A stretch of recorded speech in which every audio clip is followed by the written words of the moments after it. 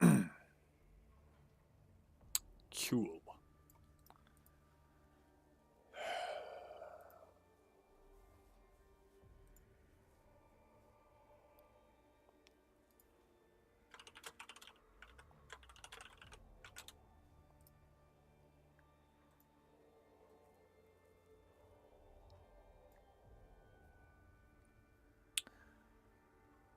We are live, aren't we? Evening, everybody. Matt with Lighthammer Forge here once again for Steel and Strategy, Episode 3. So, what is Steel and Strategy? Why are we allocating this much of our existence towards sustaining it? Well, this is honestly just a little project we've had in mind for a while now. Excuse me. Just making sure in the audio delay on stream everything sounds good, as I am without a co-host, at least for a few more minutes here. Anyway, where did this idea come from? Mostly as a joke, just as something to do in the winter months, but also the unbearable summer months, round about the middle of the week, or any other time, to at least get an opportunity to talk some shop in some other way besides, direct messages between my various friends and acquaintances within the metalworking space and others, maker space, as it were. But also hang out, play some games, talk about a particular topic, and just otherwise do something that interests us to get through the week. So tonight marks episode 3. We are wrapping up the conversations surrounding a series of items, not unlike, listed in a Google Doc here, not unlike something you would expect to see out of a, roll call at the beginning of an episode of Hill Street Blues, about the business side of this work, or rather my personal experience with it. Obviously, I am not a legal, financial, business, or any other kind of professional out there. This is not advice as such. Consult the appropriate professionals there. But if you're getting your own operation, is really any kind of maker, but we're mostly talking to the metal workers for, the fellow blacksmiths, fellow metal artists, whatever, other flavor of metalwork that you do. As far as this information being information you can realistically use to expand your own operation in various ways, financially and otherwise, excuse me. So, where did we leave off last week? I believe it was item 7. Just getting my document set up here. Item 6. And I think we touched on it in bits and pieces, but not really front to back as a singular larger issue. So that, and obviously the conversation leading up to this point, is entirely available to you on the channel in episode 2, the re-upload thereof. But we're picking up straight from there. And that is at item 6. Controversy, which hopefully will get me my first 1,000,000 subs in good time. So when you're running any kind of business doing this work, and this really applies to almost anything you're selling on any sort of larger online marketplace. I myself am principally posted up on Etsy, but if you work on some other more niche one, this probably still applies. Realistically, even selling used crap on eBay, you can apply this sort of tactic too. So for ideas of things that are selling, that there is a demand for, as it were, but not necessarily an adequate supply in the context of, what the market demands, you can do as follows to moderately good effect. I myself joke that I have stumbled into a monopoly of sorts on a particular item in a couple of cases.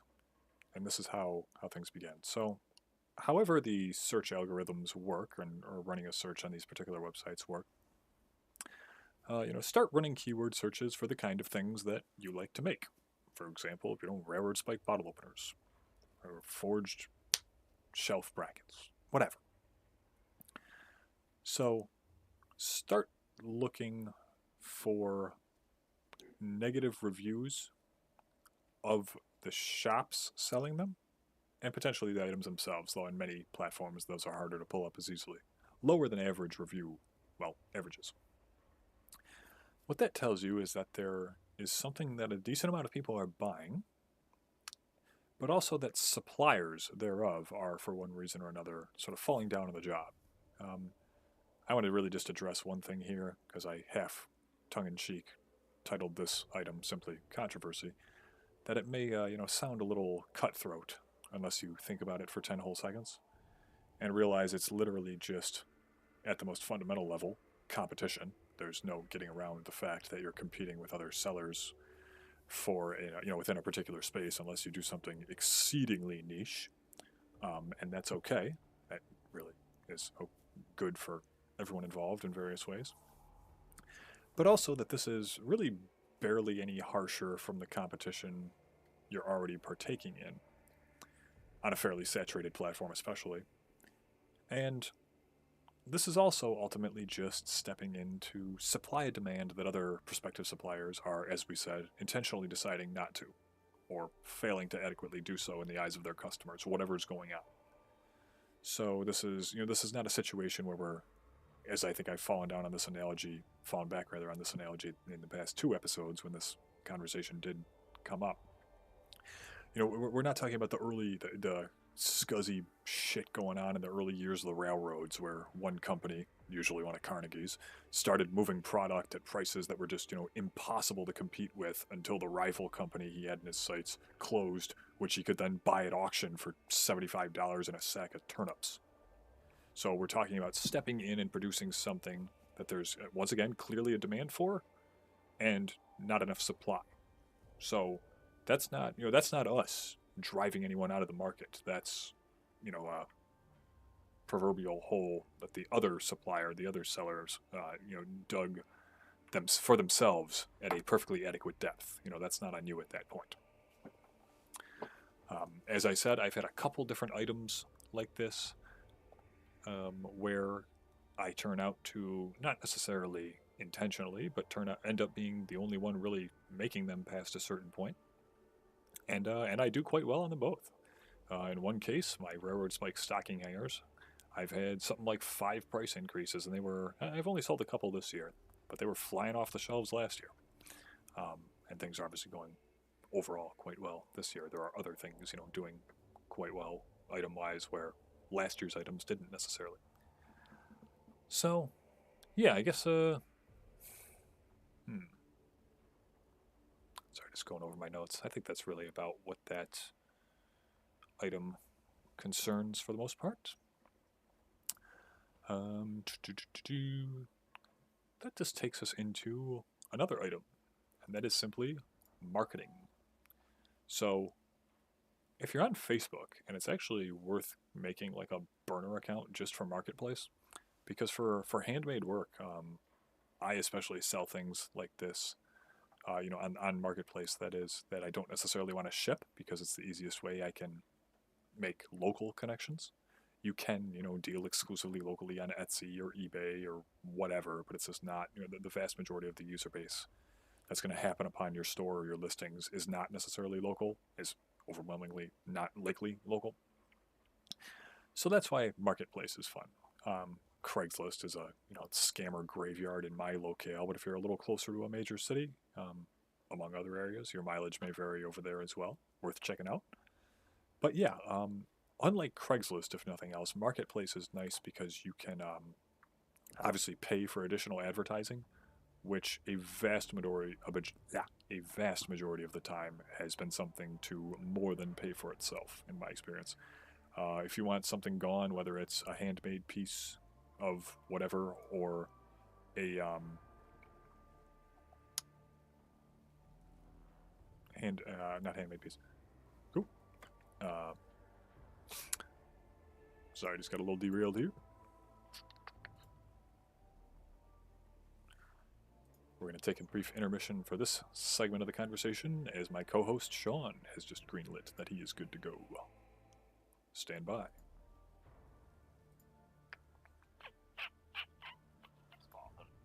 Hey, brother. So I can hear you just fine. Let me just get Streamlabs set up such that it can hear you.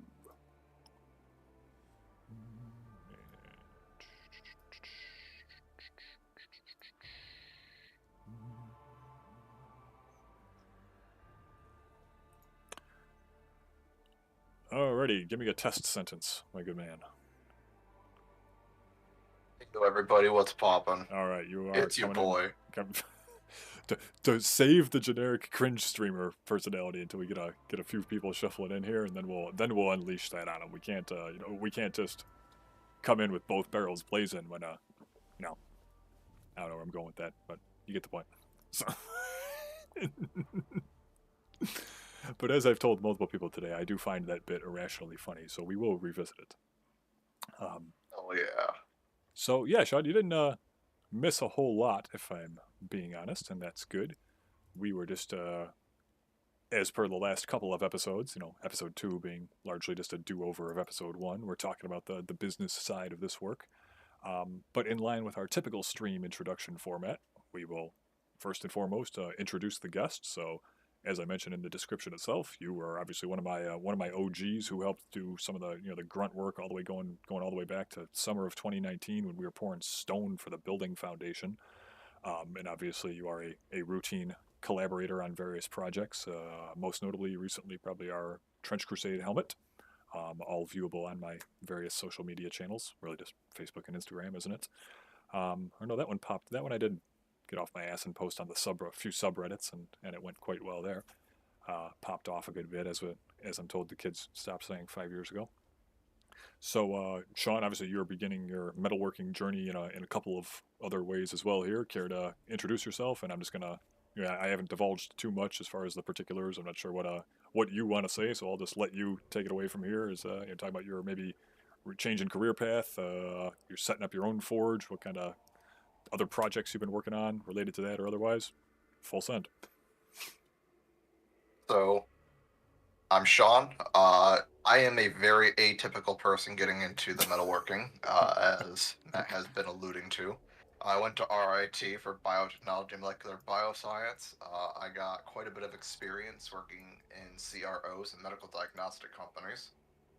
I had my first tasting of metalwork in 2019 when a relative threw me a job after the company that I was working for just closed suddenly, where I was working as a trailer mechanic. And Yes. that had some fabrication, but it was mostly just mechanical assembly and disassembly, and I dare say I got real good at real fast at the stuff that I was doing.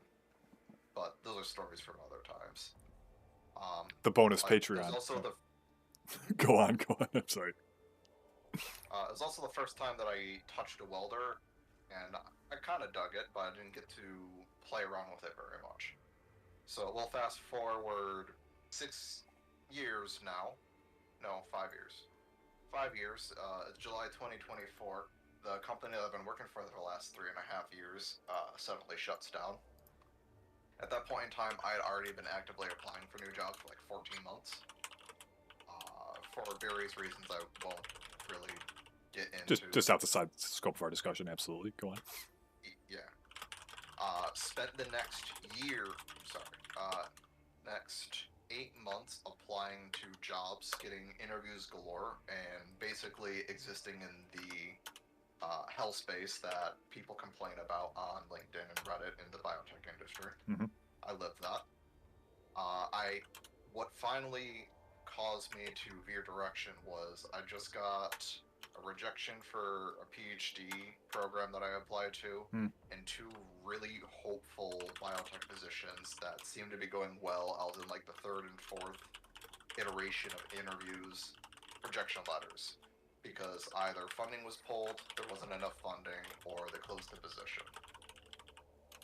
At that point, I saw a posting for the Erie Bosie's One adult welding program. I'm like, you know what? Let's do it. Welders are in demand. I kind of like metalworking. And at this point, I've worked with Matt more than a few times on some of his other projects. All kinds, absolutely. I keep coming back.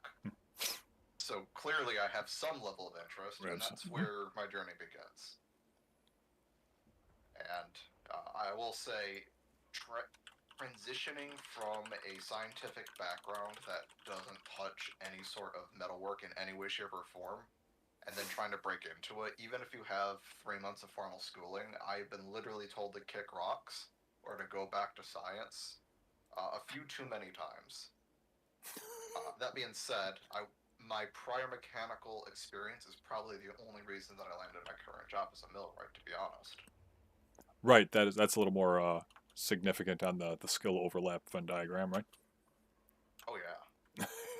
I mean, you want to talk about skill overlap? If you strip away the details, molecular biology and welding have a lot of A parallels. remarkable amount of parallels. You've talked about that. I've said the same of like the 3D printing corner of my business, and insofar as, wow, these things really are just like, in a sense, a plasma table or a welding robot that instead spits plastic. You've noted some remarkable similarities to like how certain lab equipment works and stuff, right? Still there, brother? I said, yeah. Oh, okay. You cut out for a moment, but yeah, I'm honestly just sending the stream link to a few of my associates if you want to expand upon some of those parallels, just to fill time here, because I am genuinely interested. So let's say I'm doing molecular biology work, specifically in the instance case of assay development. Mm-hmm. You need to know the material that you're working with, which in my case was highly contagious. It is super tiny and very prone to particulate contamination. So if you move your hand in the wrong direction, you're potentially contaminating other parts of your test.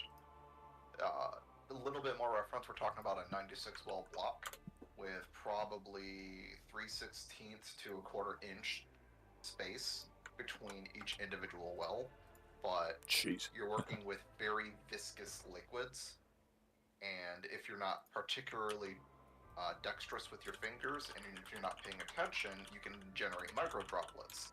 And if you're testing something that can detect half a copy of a viral genome in one test, and the other one is supposed to have nothing in it, but because of that micro droplet, it's shooting positive, it causes a lot of problems. So then the next part of it is knowing how to clean your space. The parallel to that specifically being in welding being, you got to clean your material. You got to keep it clean. The parallel with knowing what you're working with. You got to know what metal you are using. You know, got to know what process you're doing. Do you have the right argon? Do you have the right voltage? Do you have the correct tip or filler rod? Just what the process Correct is. material, yeah. And molecular, like different liquids, different viscosities. You got to know your tolerances. And then, I mean, I was talking about 96 well block, but I've worked with 386. That's 496 well blocks all in the same thing. And that's like a 16th of an inch difference between each of the individual wells. Your tolerances are a lot tighter and you're more prone to causing contamination. Oh, 100%. Let's talk about hand technique. I mean, as I had alluded to a little bit, you need to know exactly how you're moving your hand, and it needs to go into very precise positions. Because you even need to know where exactly in the 96 well block well that you're going. The bottom, middle, top, side. If you go in straight to the bottom, you're likely to hit the bottom of the plate, and that would jimmy it, and that could disturb your liquid and send it flying into other wells. You go too high, well, now you're spraying it out and you're generating microdroplets.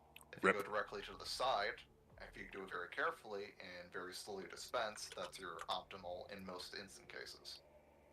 Let's go back to welding. You need to know how fast you need to be moving your hands. You need to have an appropriate travel speed, and you just need to pay attention to the weld pool. As the weld pool changes, adjust your speed or adjust the angle of your torch. I may sound crazy to people, but from where I stand, having been on both sides of it, I feel there's a lot of parallels. No, I'm in complete agreement. As far as just at the most basic level, outside of anything else, doing things properly rather than merely just fast is obviously of no small amount of importance. People like to think otherwise in all different contexts, but we won't even get into that. So yeah, I guess in short, that was a great introduction, and two, as per the context of me and Tom introducing ourselves at the last two kickoffs of this whole grand operation here. It's I guess by extrapolating all of that, Shawn, it would be safe to say that if you're making a particularly bold claim as our conversation unfolds tonight, you probably know what the fuck you're talking about. Between obviously everything you've just gone through yourself and the what between a couple you've printed out and the few on loan from me, 7 different books on some aspect of metalworking on your desk right now. To some degree, and it's actually next to my bed still. Right. Fair enough.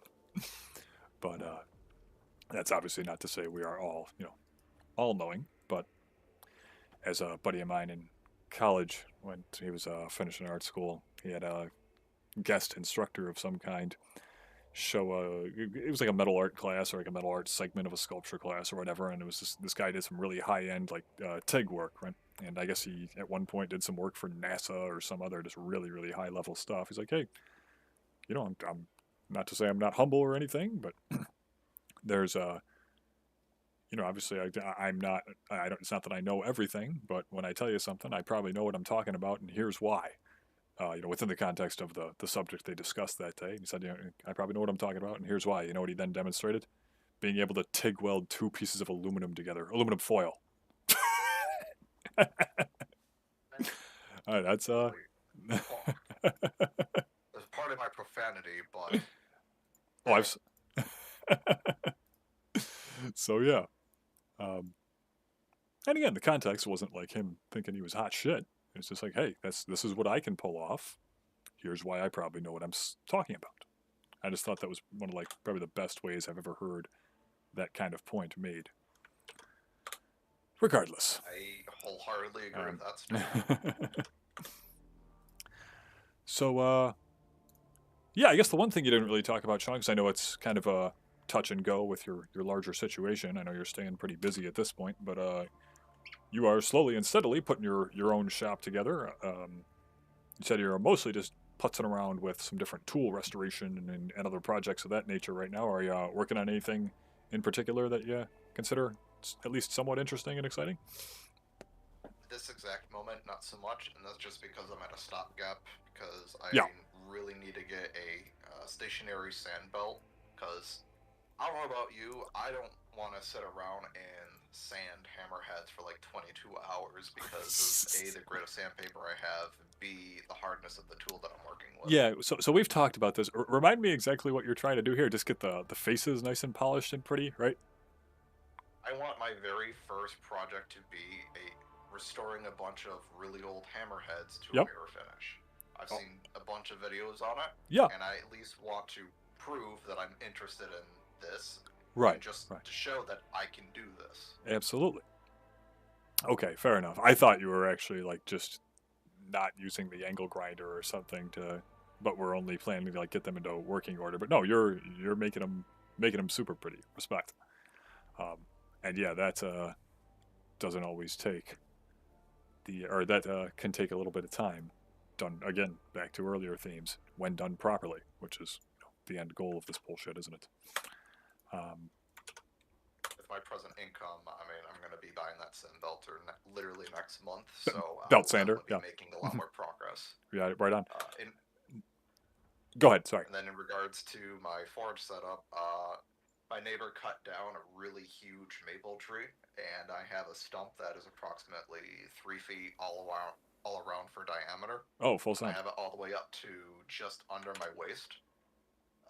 I chiseled out, or taught myself to chisel, not very well, by the way, a channel to be able to slot in the Harbor Freight Special anvil, which is going to be my very first working anvil. Cool. Yeah, great. The Doyles, great little anvils. Yeah, they do the job. Hell yeah. The next thing I have to do is to clean up the inside of it so it does properly fit.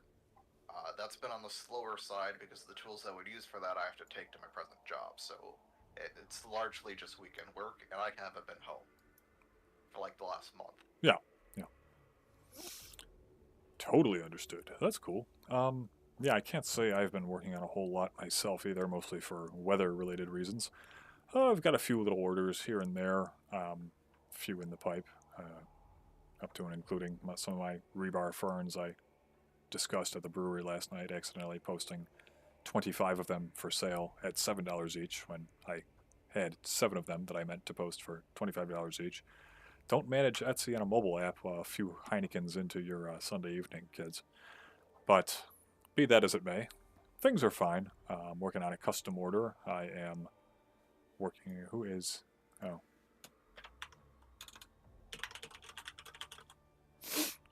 Sylvia. it's my old buddy Josh, one of the other OGs of the operation here. So, yeah, remind me to follow up with you about that CAD session where you've got to unfuck your knife stand or whatever the hell you want to make.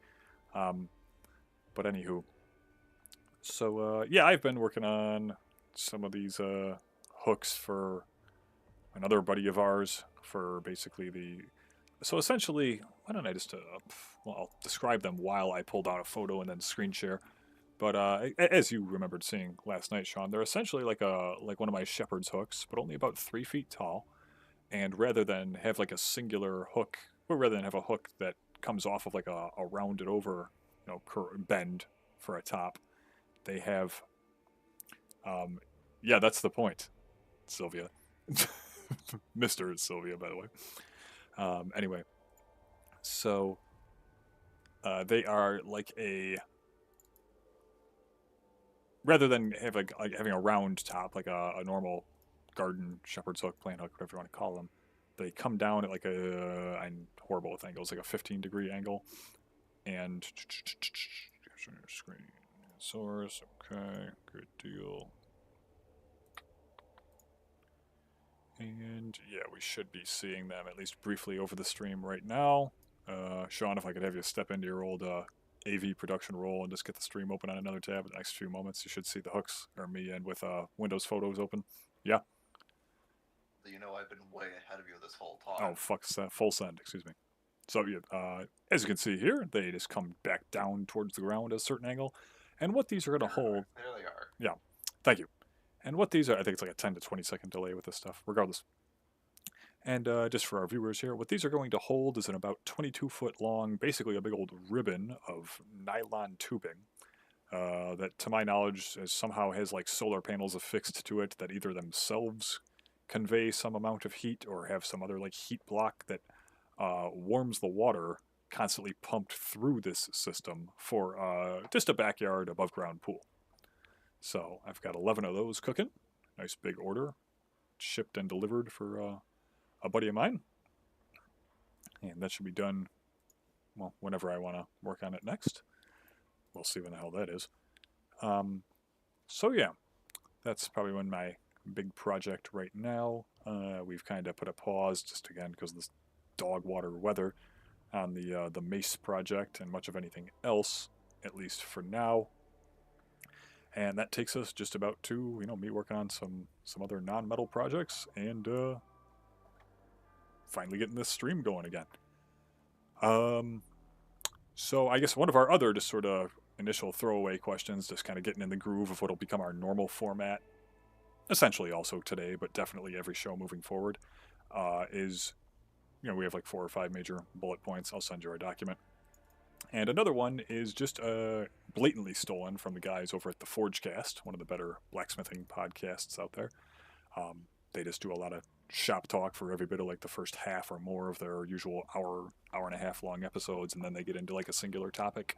But one of the points that they talk about initially is who is inspiring you lately. So it's just 2 guys, and then one asks the other. This can be within the scope of metalworking or other crafts or really pretty much anything else. So have you on any project, makerspace related affair of any conceivable flavor, Shawn, have you seen any cool stuff out there on various social media platforms or anywhere else? Now I'm starting to get through an Adam Savage video on why historical armor was so beautiful. I think I saw that one at work about a week and a half ago. Yeah, so we are all big fans here of Adam Savage's Tested channel. Tom is a diehard. He might be joining us probably around about the turn of the hour, close to 8 o'clock tonight. But yes, I did see that one. That was pretty cool. I liked. I am a massive sucker for, the engraving work on a lot of that shit. Especially, I'm like, wow, this is something that it is surreal that they even for a feudal noble or a king or whatever, that someone or some realistically an entire staff of an entire work crew of gravers. They probably would have called them, which means engraver. Or I forget if graver refers to, I think, the tool. I forget if that can actually refer to the profession as well. Guys who did metal engraving work, to just hammer away for hours. And I'd be most curious to learn. I imagine it was just a lot of like calligraphy esque, drawing and etching in various forms. But I'd just be amazed every bit as much as seeing them work on the on the engraving side of the process. I'd be just amazed to see how they do like the layout work, uh, or how they did the layout work hundreds of years ago. Um, so Curiosity. Do you mind if I call out another channel? please do, yeah. Alex Steele did a Oh collaboration yeah, yeah. with one of the oldest gun companies in the UK, and they went through their entire process, and it was Yes. minimally an 8-person team, and their engraver was a 2-part team. He spent, on average, like 60 some hours just ever so slightly carving away like a 2-inch engraving on the side of a gun. Yeah, isn't it insane just how much time that takes? Um, but it's an end result that people really like paying for. I mean, that's a high end niche of high end niches. Depending on, well, not even depending on what you're getting engraved. It's just a thing that people like a lot, with good reason. Um, I will actually kind of piggyback off of that point and your response to my own point itself is, for anyone on Facebook, I'm sure they have just like a proper website as well. But the Department of Arms and Armor at the Met, the Metropolitan Museum of Art, have their own Facebook page where they just constantly post different artifacts and exhibits, in their possession and a part of various displays. Again, you want to see some incredible work that would be an undertaking and a half for someone at the top of this profession today, let alone 400, 500, 600 years ago, which is every bit as old as how old some of this stuff is. Check them out. I believe it's still just called the Department of Arms and Armor at the Metropolitan Museum of Art, or Department of Arms and Armor at the Met. Excuse me. Right. I'm just checking it right now. Yep, positively. Department of Arms and Armor at the Metropolitan Museum of Art is the Facebook page anyway. And do they have their own? I can't tell if they have their own website. Moving on. But yeah, some really cool stuff going on over there. Yeah, as far as anyone doing some cool stuff lately that I've come across, not a ton. Actually, and again, Shawn, this is non-metalworking stuff is absolutely open to discussion at this segment of this point of the show and most any other. So I'll send it to you later. But the other day I saw a really cool, just on my miniature painting Instagram feed. This guy painted a space marine, like Chinese pottery. So flat white base coat, all kinds of blue. I don't want to call it calligraphy, but the floral design work on a lot of like Chinese pottery, definitely the blue and white stuff, and just gold trim, and it looked awesome. Like, it looks like genuine porcelain. Yes, yes. And again, we're old Warhammer 40k players, so picture like literally a white scar with gold trim, and again like the Chinese pottery floral designs all over it. And actually, the guy who posted it liked my comment on the post. Here he is. Yeah, Kev P, KEV, like short for Kevin. His name's Kevin Perry. KEVP _makes on Instagram. He's possibly on other platforms as well, but I'm just speaking from what I'm looking at right here and now. And there's the particular post, Shawn. Yeah, does some really cool work, a good bit off the beaten path. If you're if miniatures or even just cool 3D objects painted well is your jam, definitely check him out. But yeah, pretty cool, huh? I just sent it to you on Discord. Oh, yeah. Isn't it? I was trying to look up the Panya Panju guy. There he is.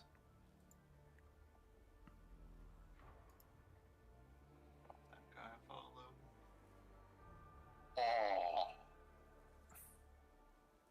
at that space marine. Ooh. Yeah, we'll just Chef's kiss. throw it up on stream for a bit here.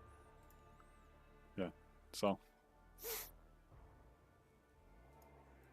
Yeah. Oh, cool. You had a Star Wars display a ways back and some jack-o'-lanterns. Send it. So this other one.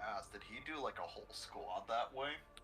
I haven't seen any evidence of that. Really, just I'm just streaming a bit of this work in progress post of his here, but I imagine he might have plans to do so. I'm not sure though. It's good stuff.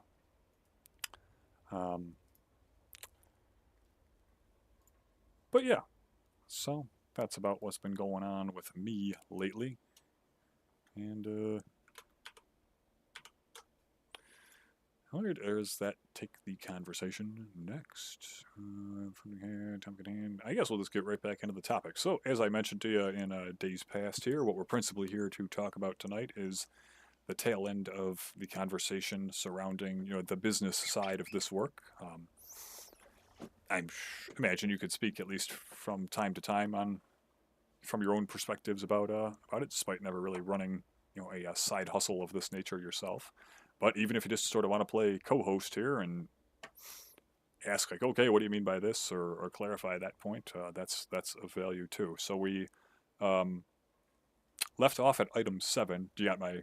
Are you able to see my Google Doc? Okay. Oh, I see you. I see you in the top right. We're good. We're good. So right before you were ready to join, we were pretty much done, but we'll rehash our conversation surrounding item 7, which is just marketing. How about it? I talked about how Facebook Marketplace especially has a lot of really cool tools, and in my experience has been a remarkably good venue to sell stuff, especially items like my plant hooks and other things that I don't necessarily ship. The cost would just be too prohibitive going, any more than a couple counties. And I've done very well on there. I'm very fortunate to say so as well. Unlike a lot of other platforms, you can very easily pay for additional advertising and have it actually fucking work.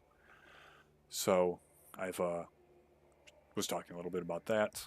But yeah. Do you want to talk a little bit about that huge surge you got ever since you started increasing how much you paid for ads? Yeah, so generally I pay about $1 a day for a week, but there were a couple where I've paid more in a shorter stint of time. And yeah, my Rebar Ferns listing has for some reason just detonated in interest, despite really not spending a whole lot on it, as best I recall, than my my normal, self-imposed ad budget, as it were. So yeah, great little utility for doing certain things and selling things besides your old picnic table.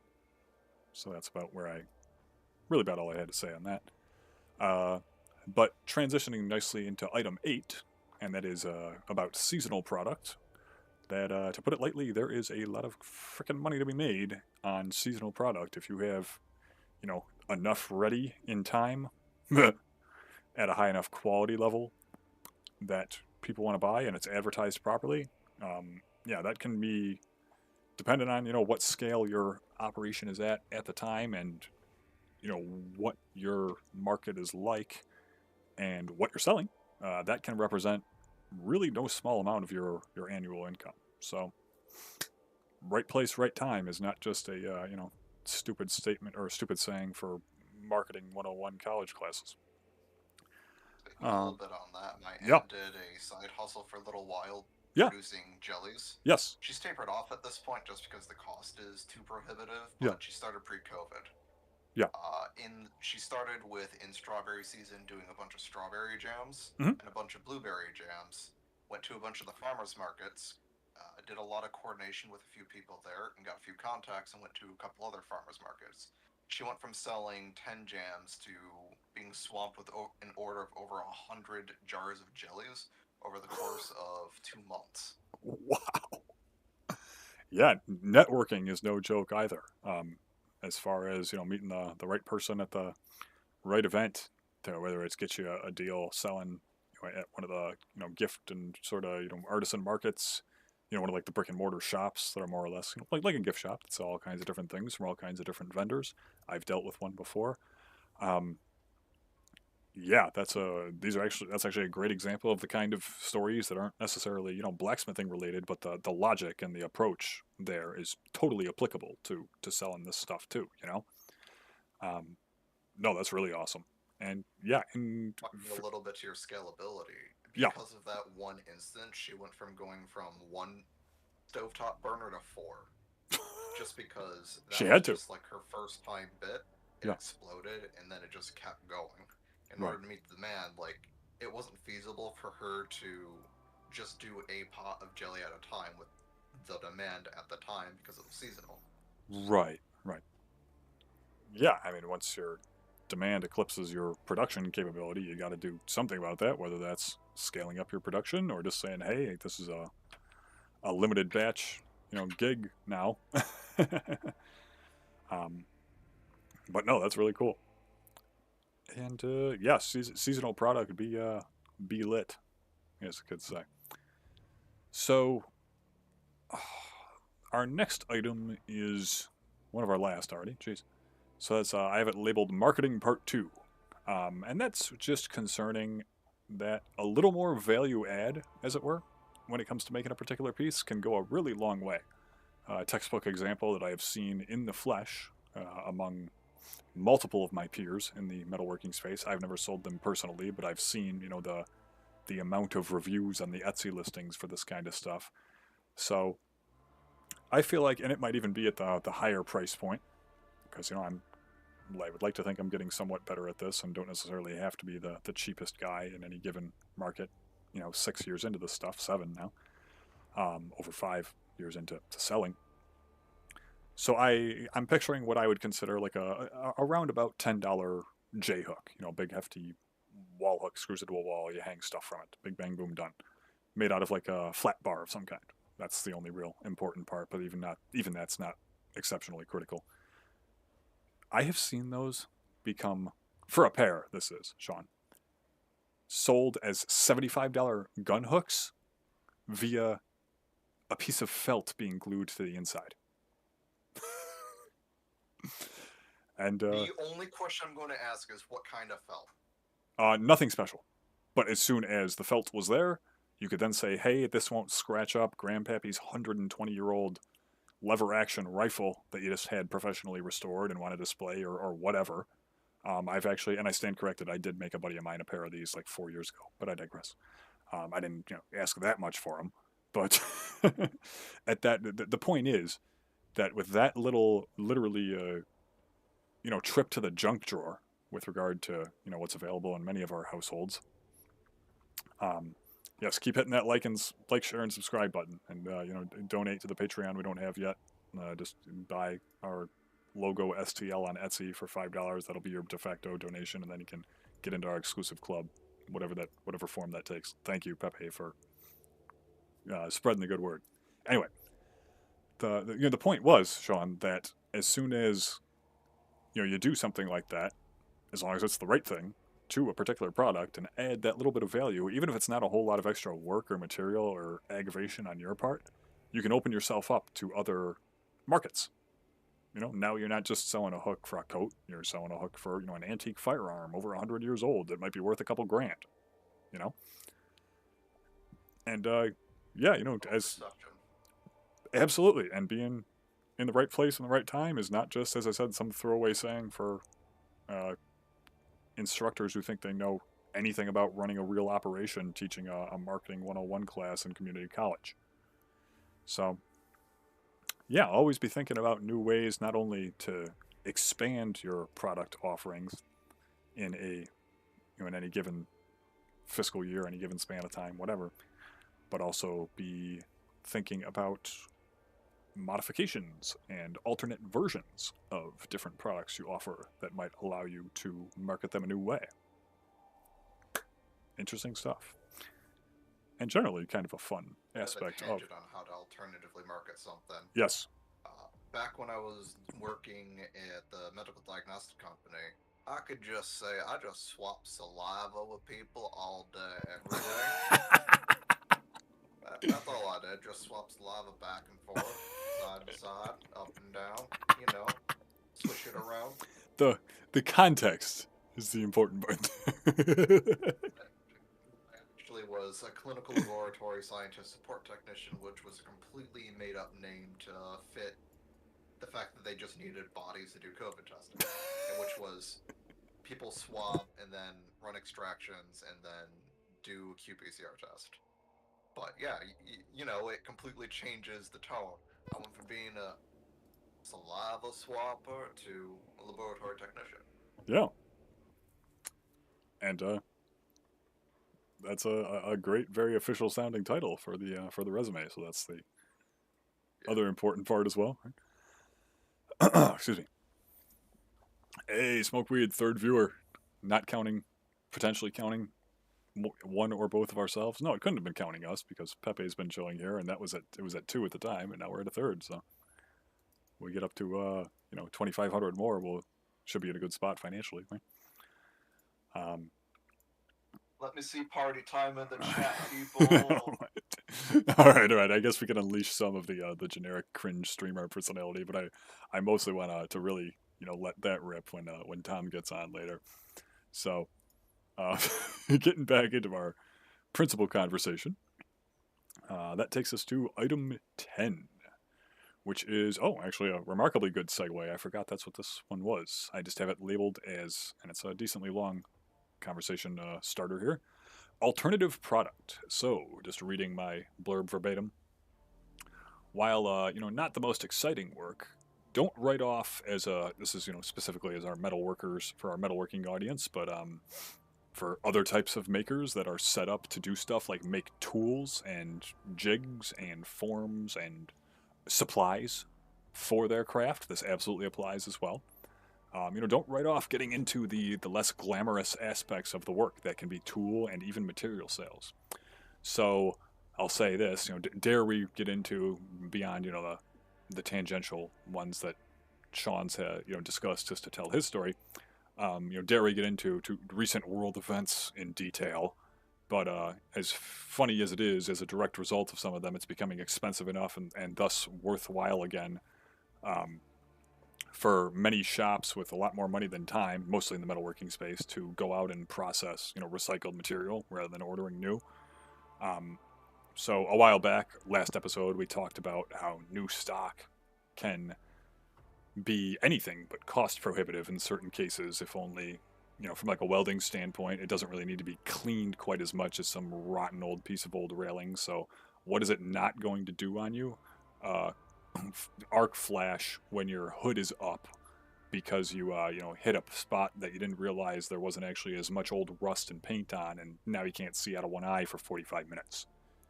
So back to that, just processing old material doesn't necessarily contradict my point about new stock having its place and being worth the time to order in many places, in many situations rather. But among other situations, this is the kind of stuff you can straight up sell. I mean, all kinds of tools, stock, and more can be sold places people don't generally do. So if you have a bunch of old, flat bar or something, you have a pirate ship account or some other, shipping wholesaler, you could potentially literally put that bundle of old steel on Etsy and target it, and your target market be other blacksmiths. Among others, there's a lot of people out there doing this work, especially getting started on this work, that started in this work rather, that don't necessarily know about how to source material and tools and other things. So even if they live in a, you hear all the world's tiniest violin, dying factory town stories. Our town, Shawn, which shall remain nameless for now, is one of those. Is actually like a pretty darn alive and well factory town, up to and including having a pretty serious fabrication shop right across the way. So even and most people are fairly close to a business like that, realistically speaking. And but here's the thing though, Shawn, when some suburban mom needs a metal backplate for a craft project, they're not necessarily calling a shop like that. They're not calling a Joe's Welding. You know what I'm saying? They're jumping on Etsy and Or running Amazon. or Amazon, if not Amazon. If it needs to be something like super particular, they might cruise over to Etsy as well and look up, 8-inch aluminum disc and deal with a shop selling there. So I guess a big part of my point with this item of conversation right here and now is to sell, obviously without going and breaking any rules of any particular sales venue, sell things that that other people might not be selling as much, which sounds extraordinarily trite until I clarify that I'm absolutely including like tooling and supplies in that conversation, because it's amazing how, like, I deal with this guy mostly because he's under half the cost of most local outfits that I've had quote me for things. He's all the way out in New Orleans. He's one of the only suppliers of like metal discs on posted on Etsy. Again, most any laser cutting Seriously? or I'm serious, man. Most realistically, people live, back to my earlier point, 10, 15 minutes away from some kind of like fabrication shop that probably have some pretty nasty, pretty high fidelity metal laser cutter that can do this kind of work. But again, the suburban moms are not calling these places, and these places don't usually have websites or any other means of placing orders except calling and stopping in person. They are just jumping on Etsy, and that's a type of market that you can really exploit in a lot of ways. Um, for not for someone else's exploit, using the term to define or to describe not doing something at someone else's expense per se, but to your benefit. Going to fulfilling the demand that not many others are filling, and that's just a really cool thing to be able to do. And that whole thought chain started when I began thinking about my own experience selling tools and other supplies. So, yeah, that was a little rambly, but do with that what you will out there. That And also ties into a conversation we had last night with that one guy at the bar. yeah, How he had a supplier that did a very particular type of sterile backplating for medical equipment. yep. The supplier no longer was able to meet the demand they had.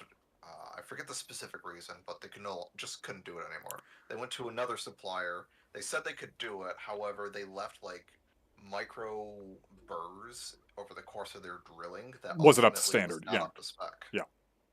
And while that first batch would be okay, they could clean it. Future iterations, they just could not have that. Something really funny And I just thought about that story with? It is a textbook example of the classic case of wanting something done cheaply, wanting something done quickly, and wanting something done right. Literally, like the fucking Three Little Pigs. He told the first story about how one couldn't wasn't able to do it in time. Right? Was that the first thing? yep, The no, second. they just couldn't do it Oh, anymore. they just weren't. Yeah, so they lost the capability or never had it in the first place. I can't remember that.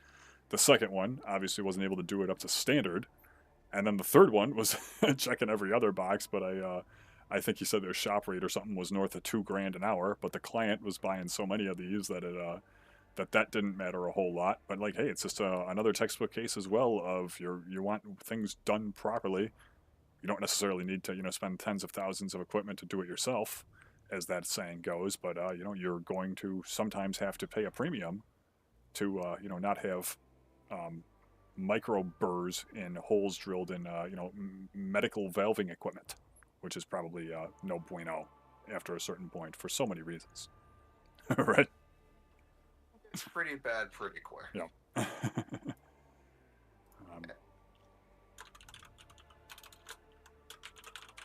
Sorry It's just one of those instances of an alternative product to be looking for. Absolutely. So I was just sending another text. So, as far as the main brunt of the conversation tonight goes, that really takes us to the final item 11.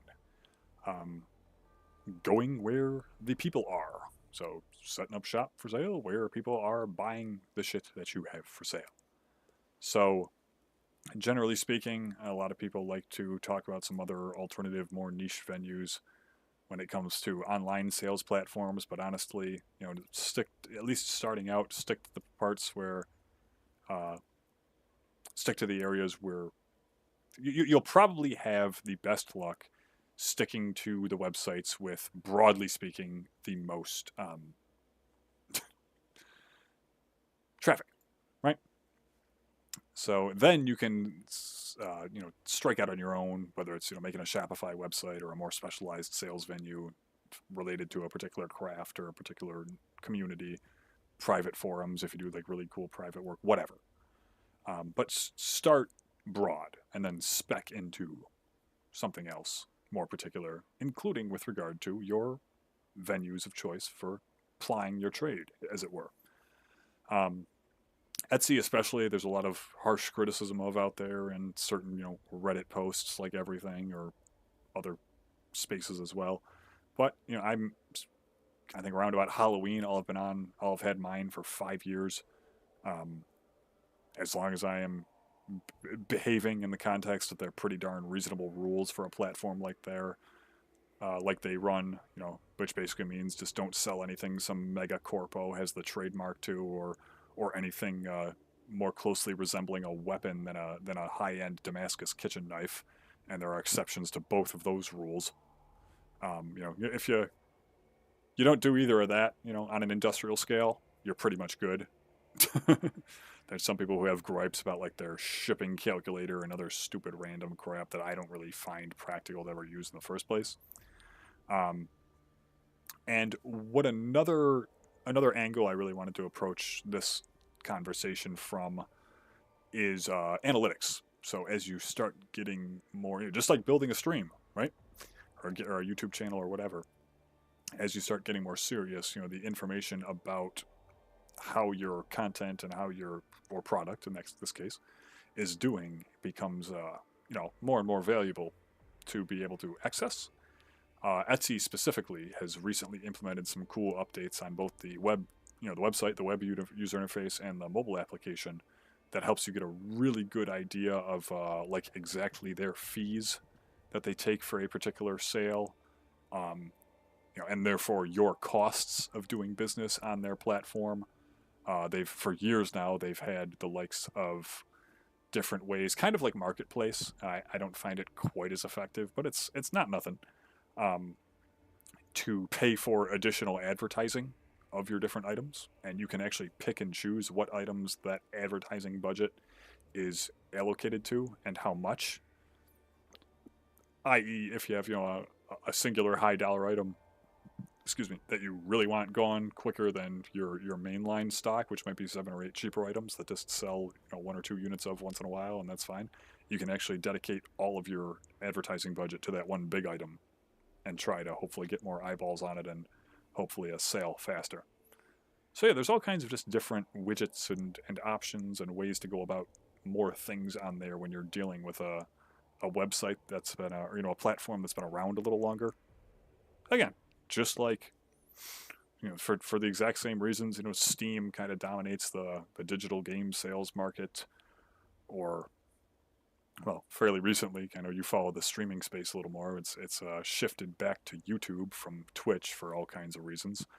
And but like in any given space, there's going to be the sort of the main platform, right? Whether it's a type of types of games you play. There's in the tabletop role playing space, there's D&D est numero uno, but there's a million others that are more niche from there. But it's always pretty much always good to start from the broadest possible avenue, and then, as we said, focus in when you figure out what you want to do from there. I don't know, just even from the outside in, Shawn, you sound like you have a response prepped already, but does at least most of that make sense? What's your take? A lot of that makes sense. I was actually going to be picking your brain a little bit about your targeted advertisement. Okay. So you had the options to be able to do a particular product. Did they offer the ability to have your stuff pop up in similar or related searches? And then could you also tailor the priority of your stuff popping up to particular demographics? Yeah, so I still don't really know, like just focusing the conversation, just for the sake of focusing the conversation on Etsy specifically. Yep. They, to my knowledge, so the way their ads seem to work is you can pay, I believe, like a minimum of $1 a day up to $50 or something insane. You can set a finite number of listings for that budget to apply to, or your whole shop, and that just gets your ads in the running for various ads both on Etsy itself So when you run an Etsy search, you might see, frankly, like one, even if it's filtered, like say lowest price first, like a manual, search filter, it might show one row starting with like the absolute cheapest items, and it'll be another row of like filler shit, usually listings that are mostly or entirely relevant, but just listings that to be there. right listings that the sellers paid for that extra advertising, right? So you can obviously do that, as we discussed in last week's episode. One of my sort of criticisms with a lot of these platforms is that search algorithms are just such a wild west dumpster fire now that you can kind of play it to your advantage sometimes. That you really never, even identical searches on the same website around about the same time on different computers can yield like significantly different results. It's surreal. So I don't know as much about making your stuff show up first, as it were, or anything like that, or targeting particular demos. I know that's definitely a thing or more of one on Facebook, for whether you're running ads just for like a particular marketplace listing that you want advertised, around about like a particular zip code, for example. If you got some high-end patio furniture for sale that you don't exactly want to deliver or drive very far with, that's one tool that you could use in that situation. But yeah, like beyond that, or obviously like back to Facebook, if you're running ads for like a post related to your business's page, not marketplace as such, that I think gives you some more tools from like their business UI to do a little bit of that. But yeah, I'm not as familiar on Etsy as far as specifically targeting particular demographics beyond like, I mean, even before you get into paying for ads, kind of like YouTube functionally, I'll say used to, but they do literally still, I think, have the tag feature where you can allegedly type in a bunch of words that allegedly make your video show up farther ahead in searches containing those particular words. I think you can pretty much hammer it down to with fact at this point, because Yeah, it is very popular in a lot of streaming platforms in order to get tagging. certain demographics that are related to those tags Right, right. to more likely click on their videos. 100%. So yeah, that's again not necessarily tied to over on Etsy. They have that exact same system, and it's not necessarily tied to like the advertising stuff, but just more general, search engine optimization, search analytics stuff. So if you're, making something related to a particular, type of art, say metal engraving, you can add the metal engraving tag to your listing and have it show up in searches for metal engraving. Great. And I think that's more your baseline search. There's something in my chair. But from there, I think the ads just allow you to show up in more feeds, regardless of what they are necessarily searching for, beyond just the broader keywords in the title of the listing. But yeah, that's not something I'll pretend I know a ton about. I just know that it's definitely helped get a few more eyeballs on my stuff, so I keep paying for it. And that's about that. Oh yeah.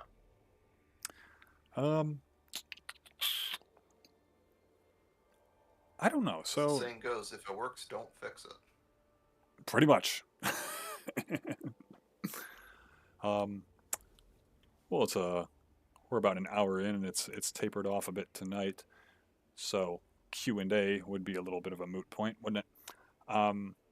But Tom should be on in a bit, and we can all just kind of talk about what else we may have been up to by way of degenerate activity, and maybe even get into playing some Mechanicus here. But I guess I'll just ask you this, Shawn, because you've basically been doing it all this time anyway. But like stepping even more from producer slash co-host this evening to like pretending you're a generic viewer, putting yourself in their shoes, whether it's someone getting some sort of maker-esque hobby turned into a side business of some scale, or whatever else. Like if you were LARPing as some number of viewers tonight, what would some of your questions be if we hypothetically opened it up to Q&A here and now that we've talked about so far? Anything? One of the first questions would be is, uh, when are you quitting? Jokes aside, Sometimes within the next 2 weeks it, for the last 5 years. very fair point. What was your original inspiration for actually getting into metalworking? Because I don't think Yeah. I recall hearing you even talk about that Ever the last hearing few years. the relatively lame origin story? Yeah. So, well, we're down to one viewer. I'm not sure if it's Josh or he has deserted as well. That's Pepe Sylvia. Um, so I believe the great lore starts in potentially even before this, but I remember getting a lot of my equipment in about 8th grade. I think you actually came out once to make some stuff at one point. Um, how or when or why I got interested in this is kind of lost to time, but I remember bits and pieces. I'm sure at some point I saw, a PBS special or some other documentary or some TV show, movie, whatever, with a blacksmith in it, fiction or nonfiction. And I was like, oh, this is cool. I want to get into this at some point.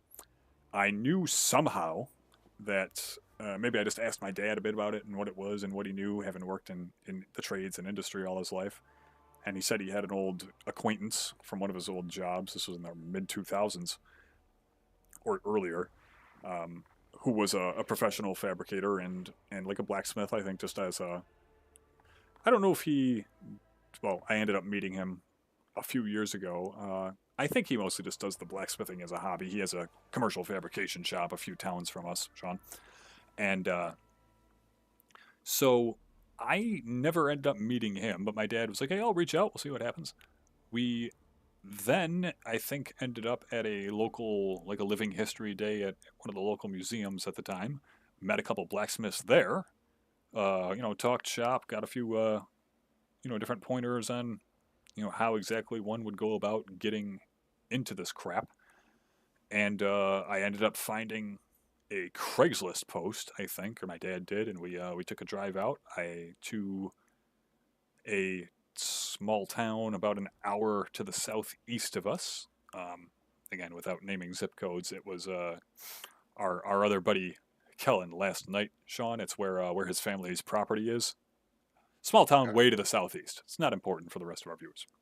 Um, but this guy had, I'm not even joking, Shawn, like maybe one of the bays in your house's garage full of equipment. It was like an older standalone. It was like an older detached one car garage, but it was one of the bigger ones.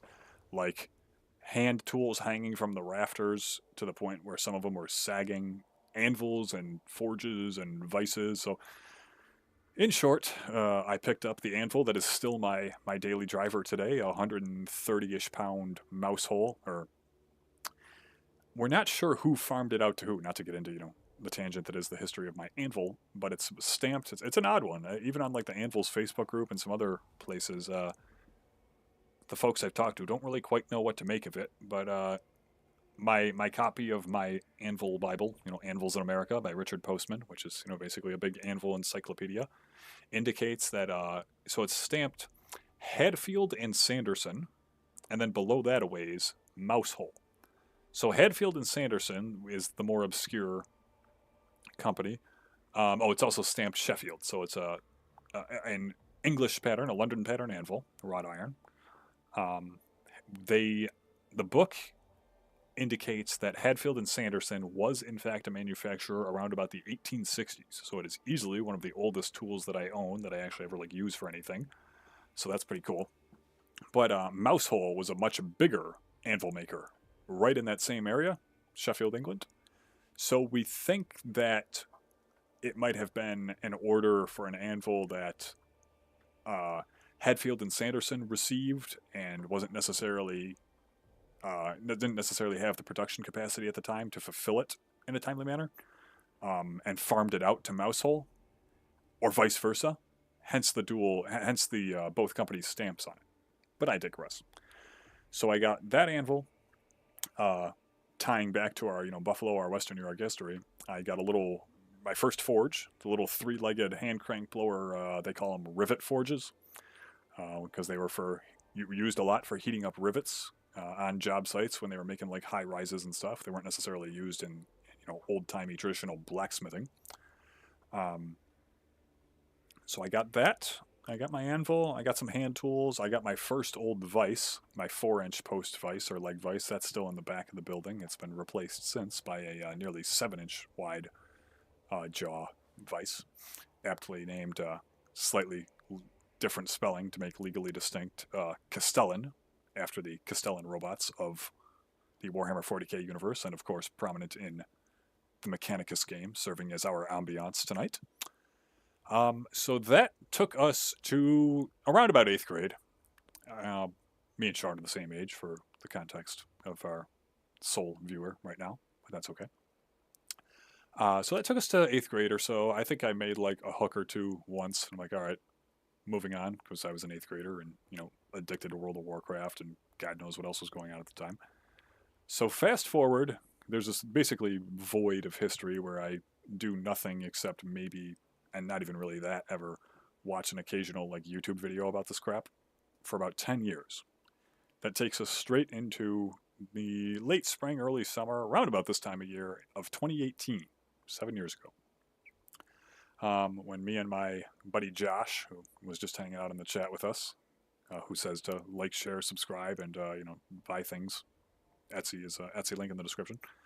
Him and I were just talking shop about, I think knives or blades or some other cool metal thing that he likes. I don't imagine he'll mind me saying, because he literally runs a business, Sharp One EDC. If anyone needs any cool deals on high-end everyday carry stuff, blades, flashlights, things of that nature.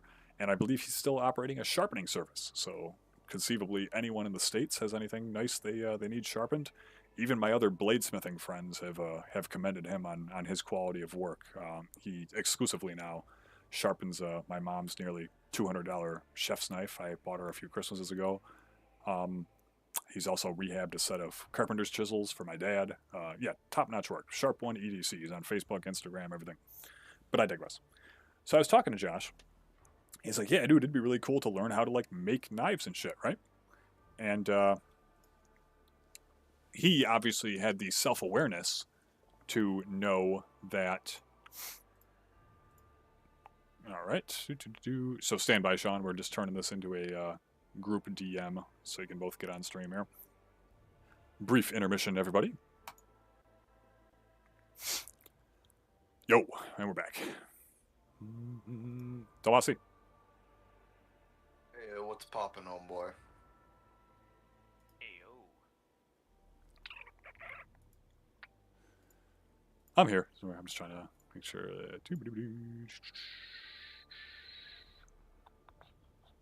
Where is it? Cue the lobby music. Cue the lobby music? Yes.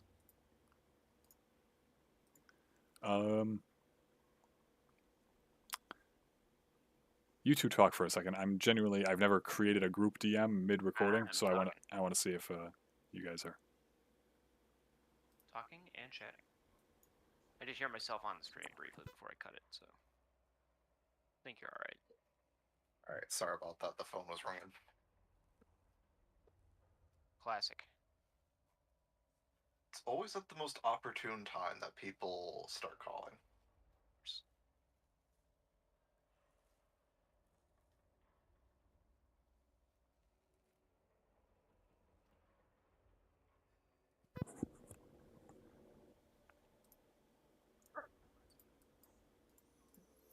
Yeah, we're good.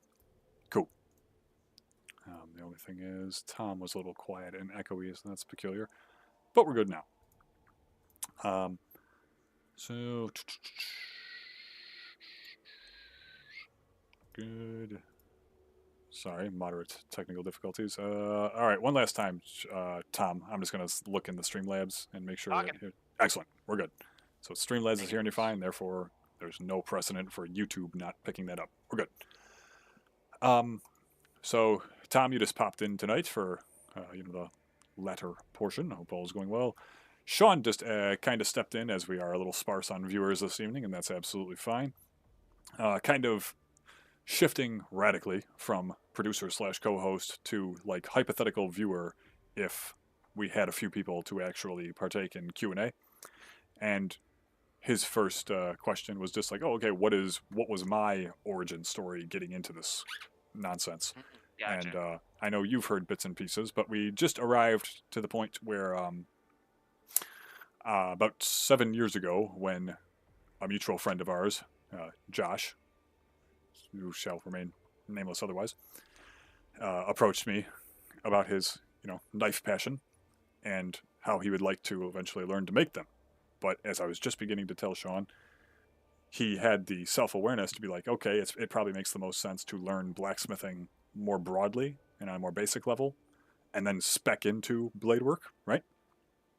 Makes sense. So I TLDR, I went through the fact that I've had, at the time I had my equipment mothballed in the back of the shop for over 10 years because I got into blacksmithing in 8th grade for 45 minutes after learning it was cool somehow from a PBS special. Or, oh, you know what I didn't touch on earlier, Shawn? I shit you not.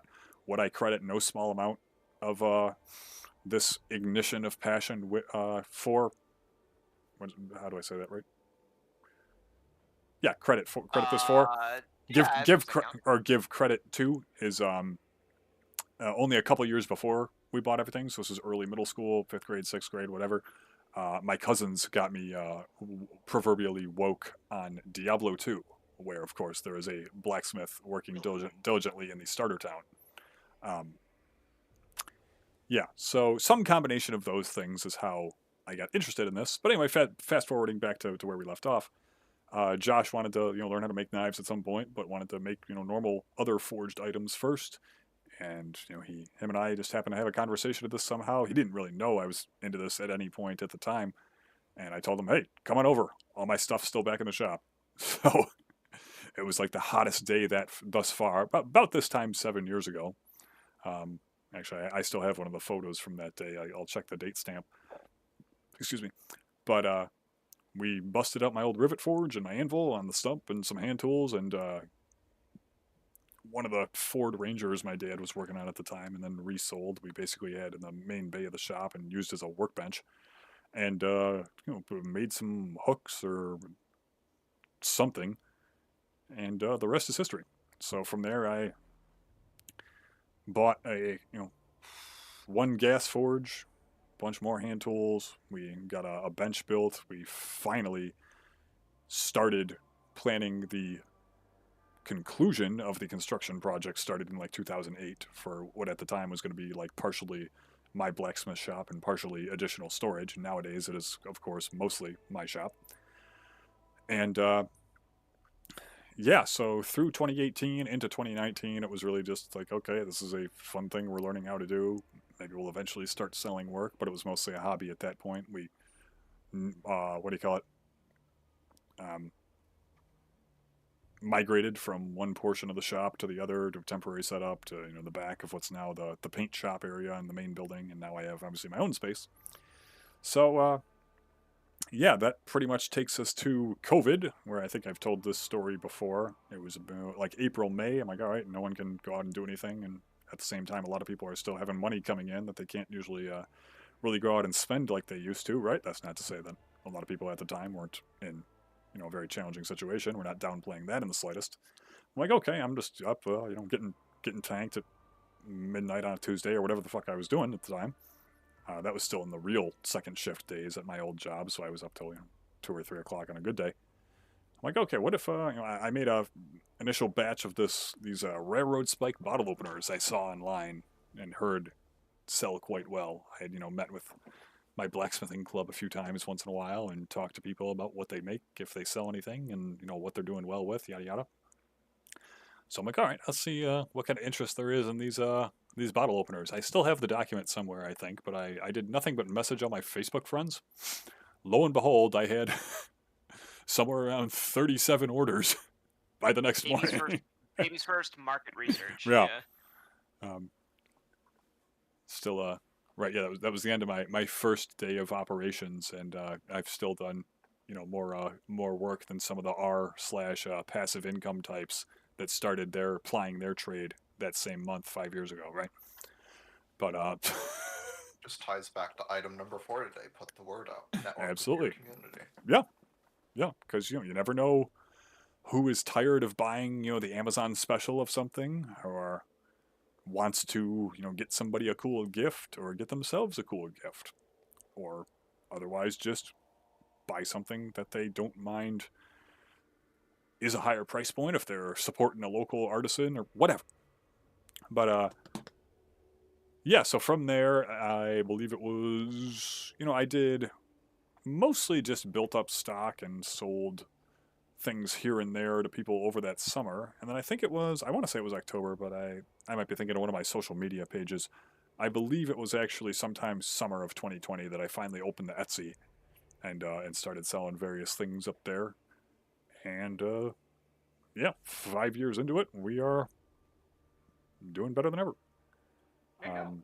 Yeah, so obviously the year after that, I did some in-person shows. I mean, we've already pretty much answered your question as to the origin story, but after that, we did some in-person shows. Really, the summer after the world reopened, as it were, and a few here and there after that.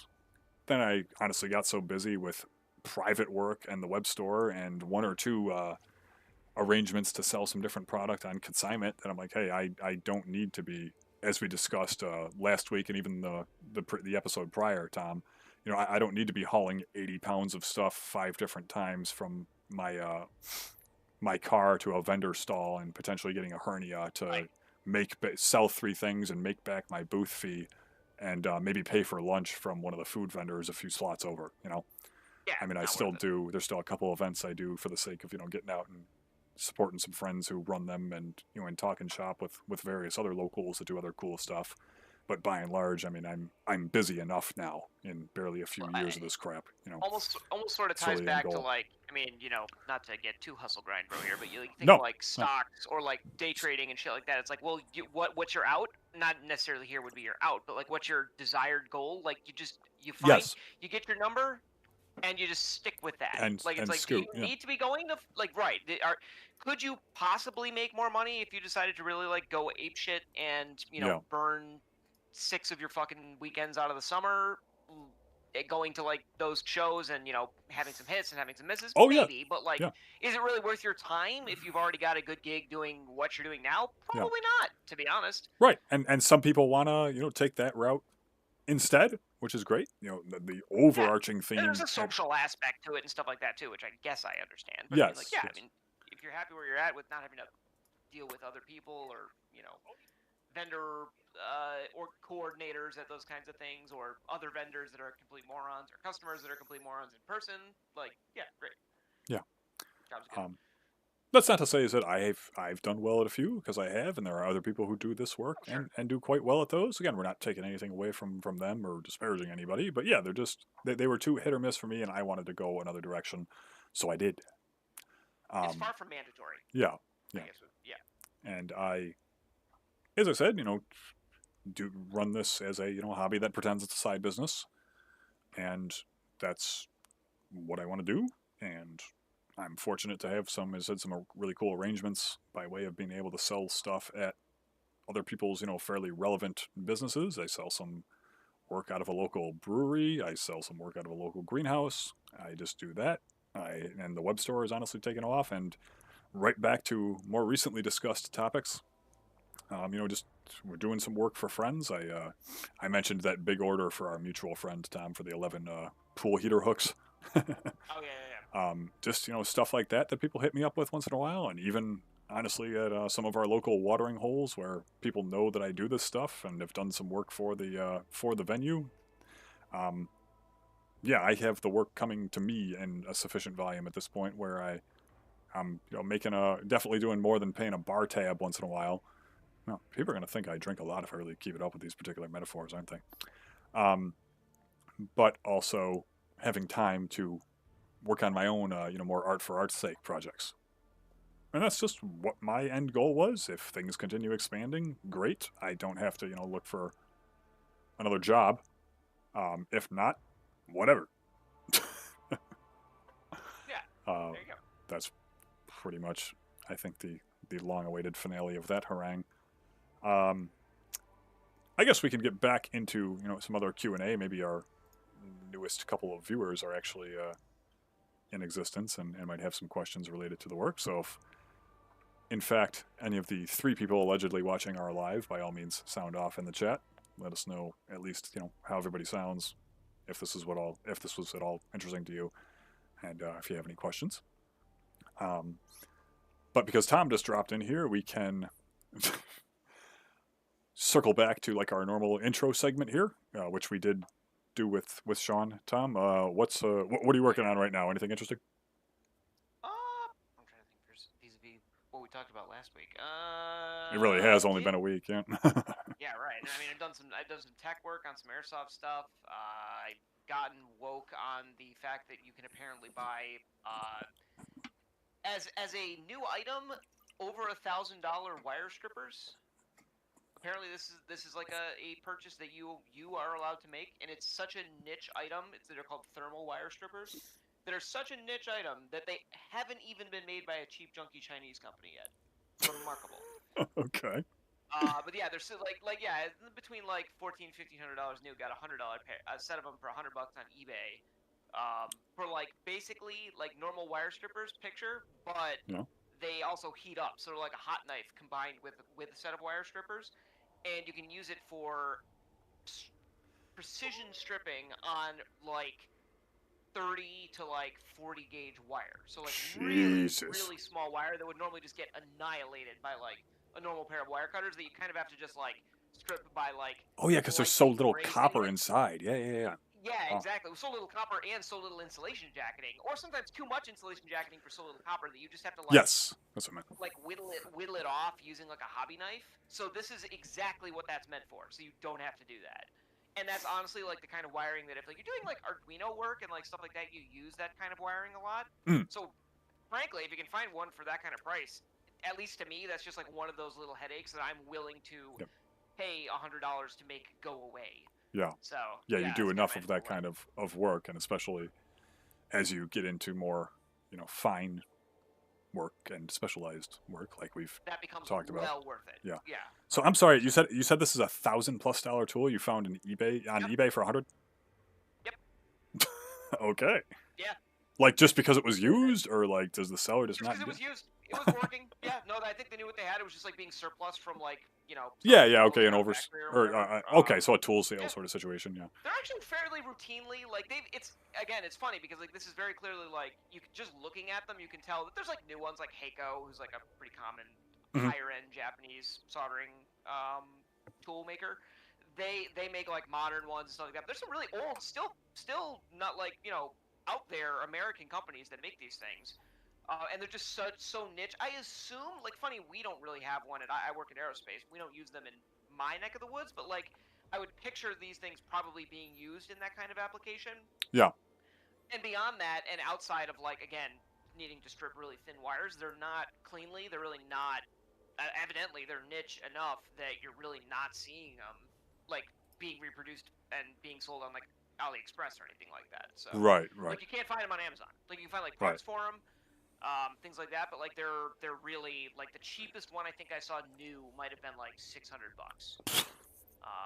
So yeah, very clearly a very, very specific piece of equipment. And what I was about to say is I'm sure you can speak from the regulation and other things in your industry and adjacent ones. Like for all anyone knows, there might be some company policy or even laws out there that stipulate, because someone thought that these get duller 10 times faster when cutting above or below a particular gauge than they might actually do. Therefore, they past a certain point, even if they're realistically in perfect working order, can't be used in a certain environment. Therefore, $1,000 tool ends up on eBay and certifiably lightly used at worst for $110. Well, I mean, and then the other side of it is like outside of. Generally, when you surplus stuff like that, you're selling it to people like me, basically, because it's like very few. There are some, but I mean, like very few companies with like contracts, like DoD contracts, things like that, are going to be buying used equipment. By and large, they're going to be buying stuff.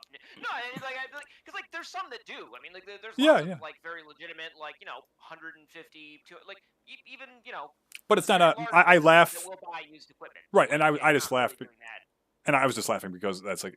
It's by necessity or by a lack of necessity, not a conversation many of those companies have because of, the amount of funding available for a vast majority of the kind of work that they do, right? customer or build a government, and they'll Yep. be like, yeah, sure, Right, sounds right, good, right, pay for it, and they'll just buy a fancy new one. Yeah. Yeah. So. So I guess the only other thing I'll ask you, Tom, before actually Shawn had another great question that I just pinned to the chat. We'll keep an eye out if anyone else is out there in the ether. As we just hit 90 minutes here. Who's I don't know if this is necessarily the phrasing I want to stick with, but plagiarizing the folks over at the Forgecast, they ask each other, who inspires you? Have you found any in any kind of cool maker space or anything else? Discover anyone new lately? Last time we talked about the what do you get the filigree last laser time we cut talked about Adam trench. Savage, those guys. Nobody. I don't think I found anybody new that's grabbing me. But I mean, yeah, no, it's certainly plenty of really good people out there, and if we find them, we definitely ought to talk them up, chat them up on this channel. Right, yeah. And again, it's not necessarily just max metalworking or blacksmithing stuff. Shawn and I were just discussing earlier on the did I show you the Space Marine painted like Chinese pottery? I don't think so. Okay. So it's actually just for the sake of not derailing the conversation too much here, because Shawn has a really great question I want to get into. If you just jump on Instagram, Tom, look up KevP_makes.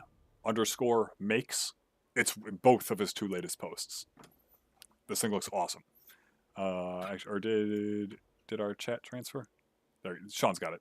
Thank you, sir. I just reposted. So I love it.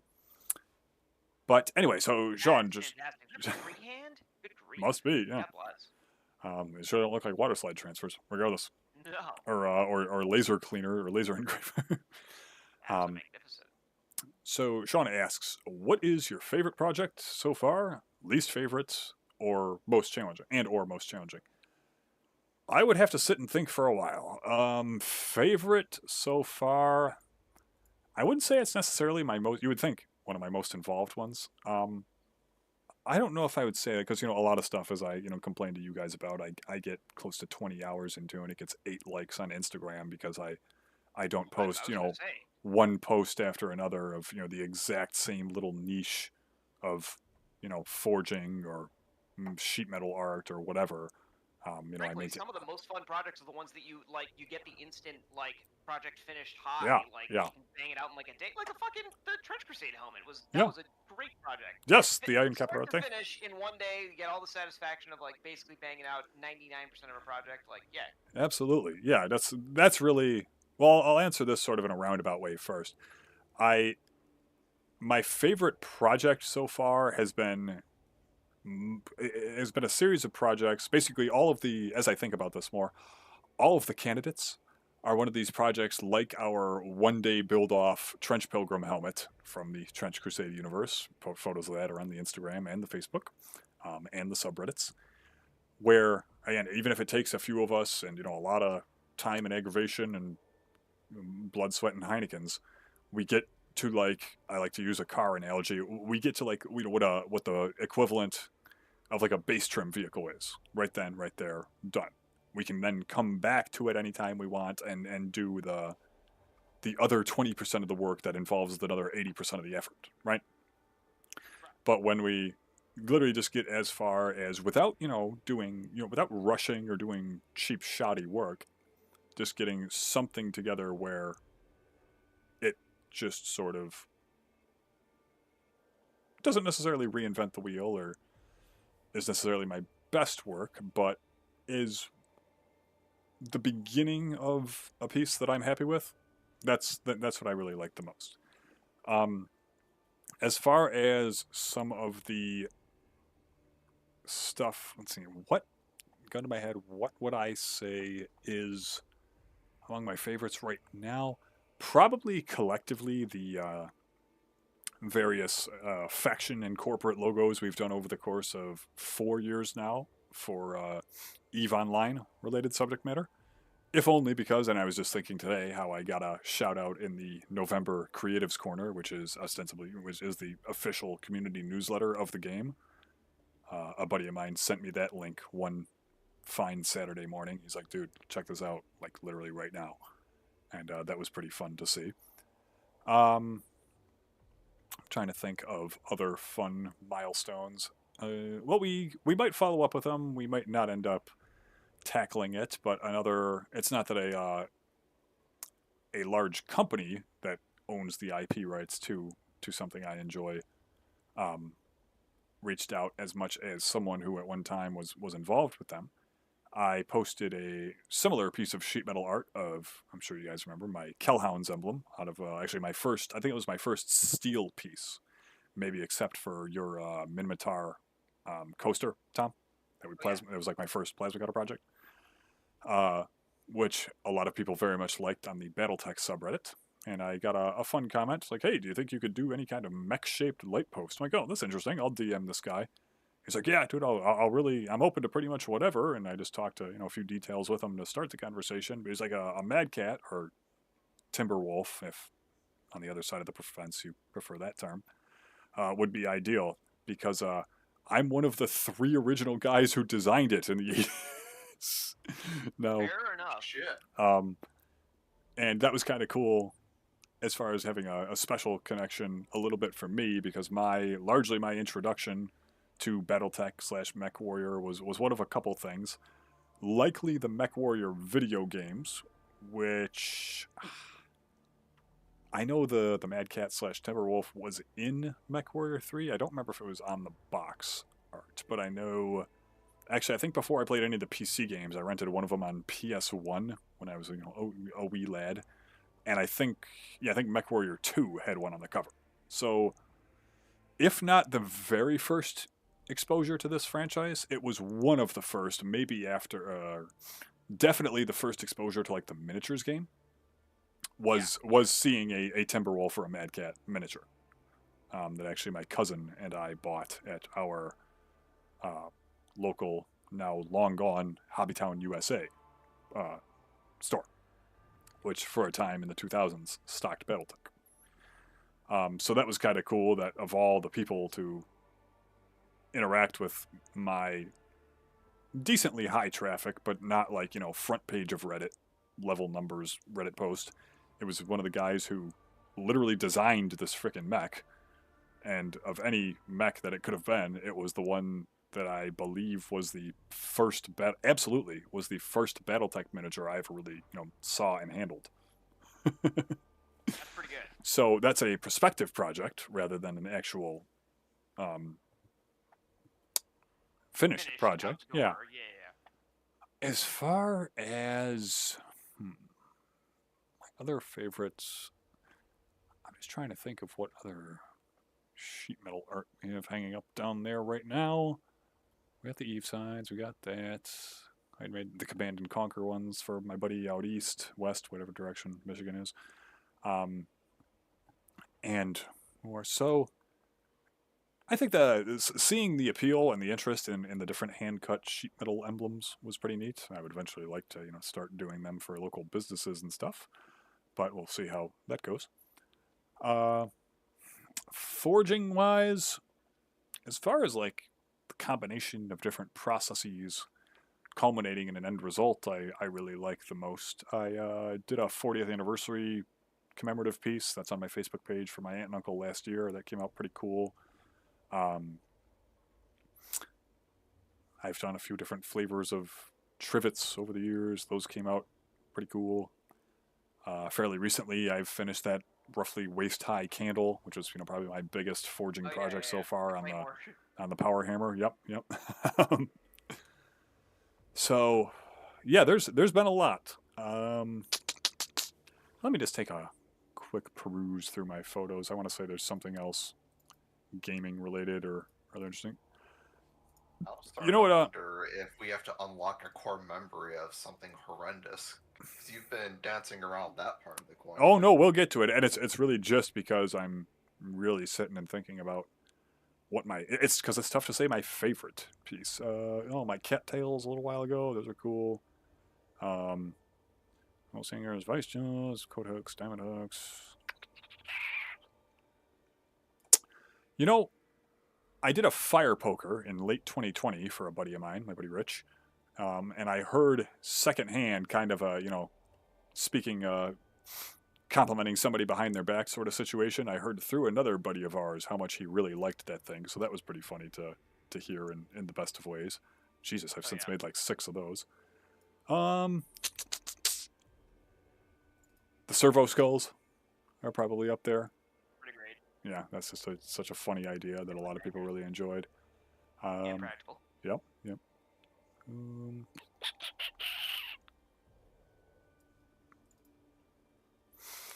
the homeworld emblems, those were kind of fun.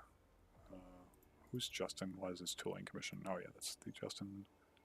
But yeah, there's a lot. I would have to sit and probably think for its own stream about that. Uh, fairly recently, my Rod of Asclepius for our friend who just finished med school. The rebar sandworms, the newest ones especially, but also some of the original run were a pretty cool idea that a lot of people enjoyed. Actually, I think my most popular Reddit post ever, by a pretty wide margin, was the recent post on the Dune subreddit of those. That was fun. But yeah, one of at least 2,500 things is my favorite project. I'm glad I was able to answer that question so definitively.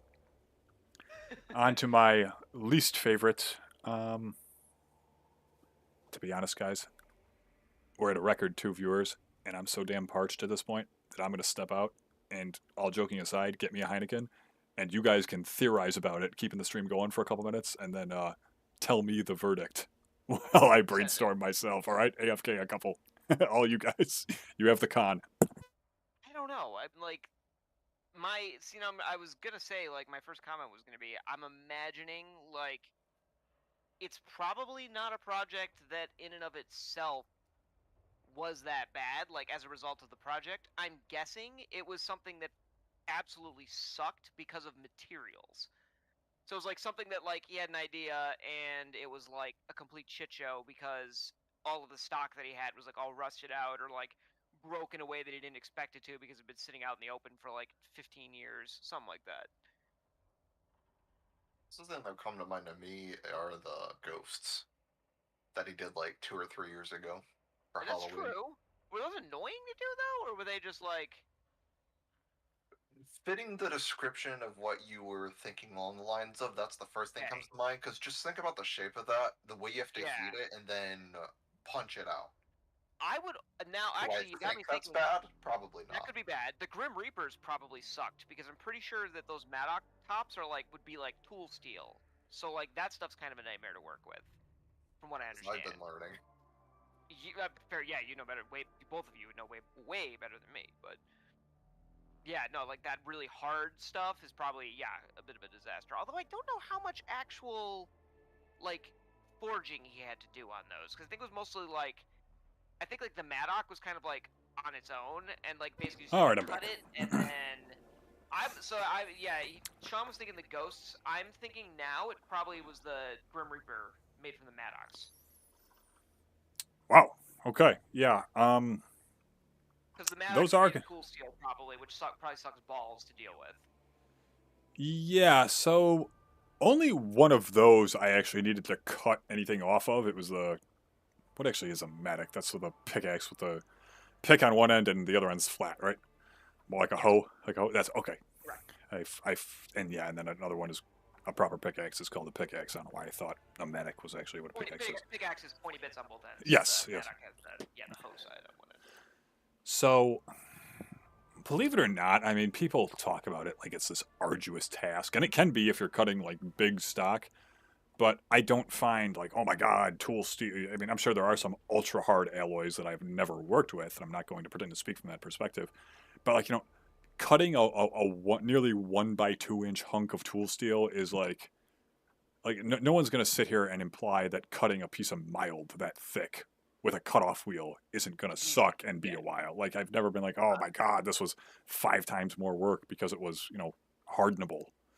My one experience being like getting a stuck tap out of a piece of stock and it just being complete. Oh yeah, that's its own like a diamond bit. right. Maybe I'm a little gun shy when it comes to tool steel. Yeah, you know what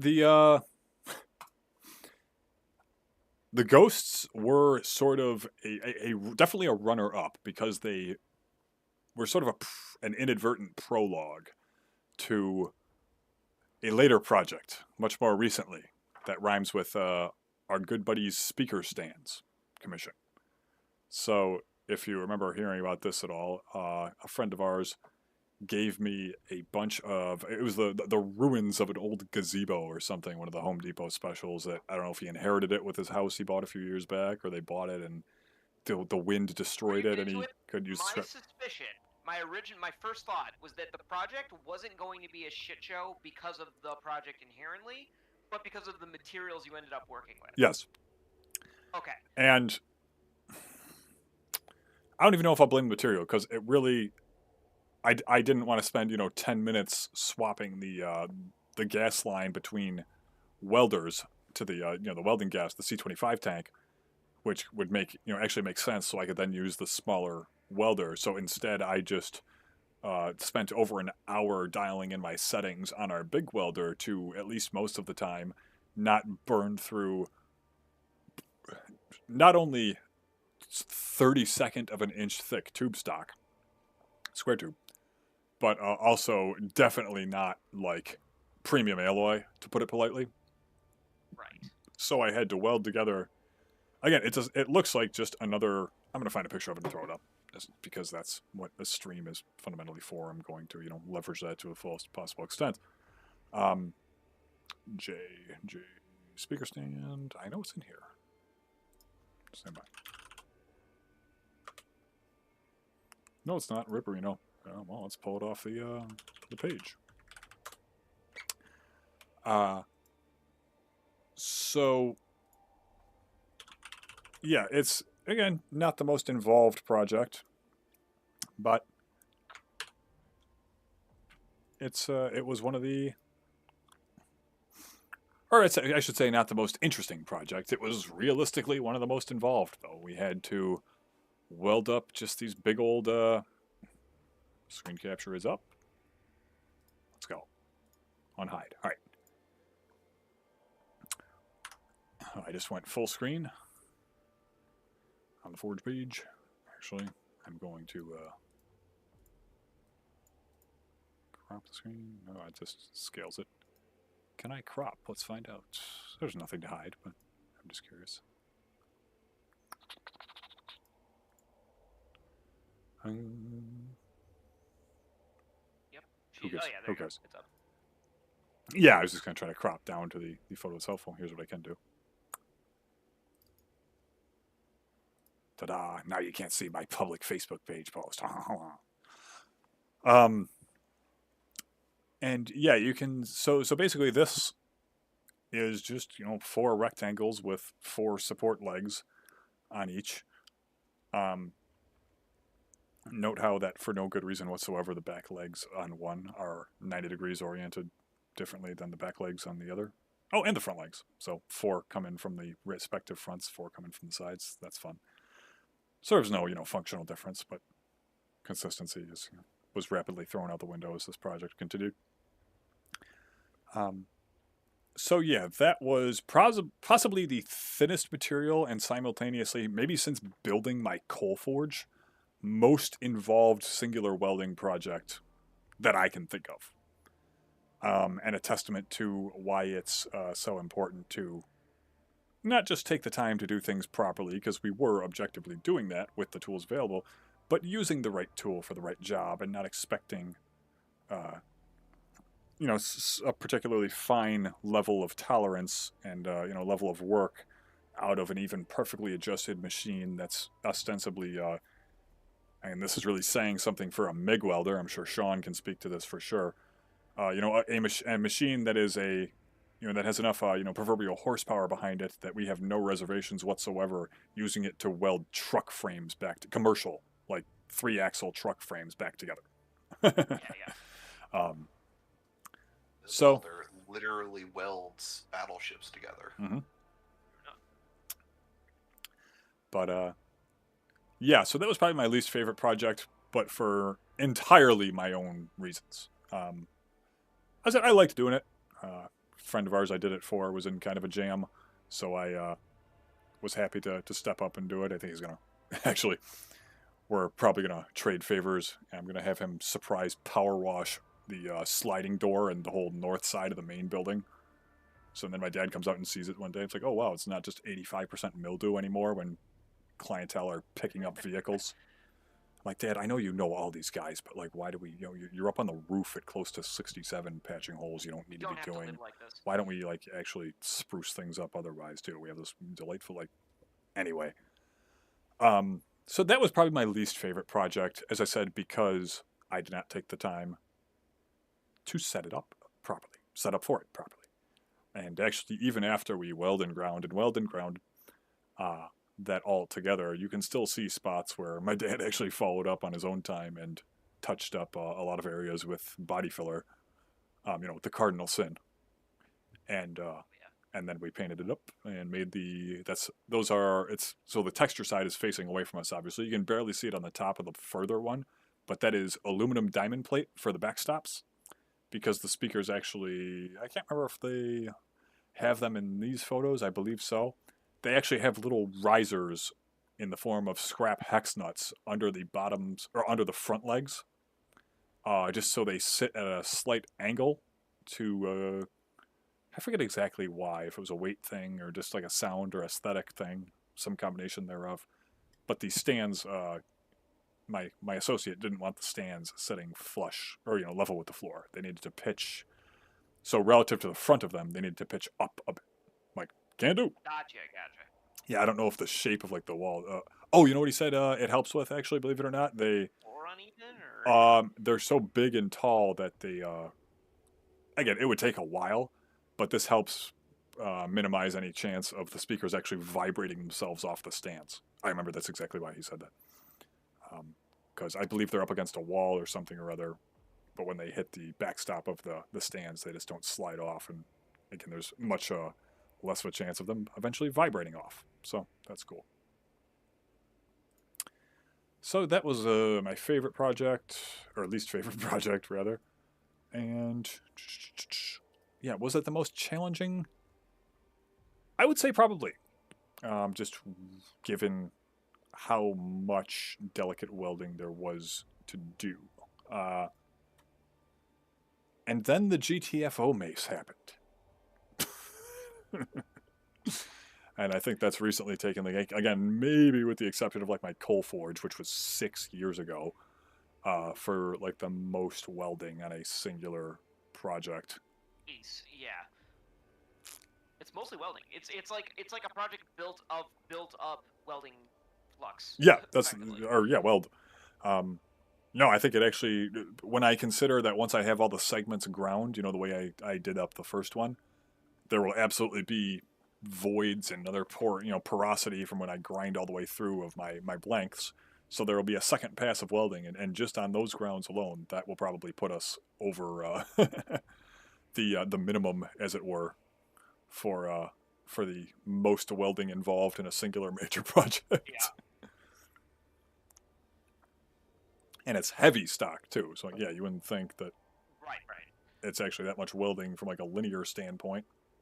But like, no, once you add up all the gaps being filled and everything the fuck else, it's like, oh right, this puts the trench pilgrim helmet, this puts maybe even the coal forge to shame.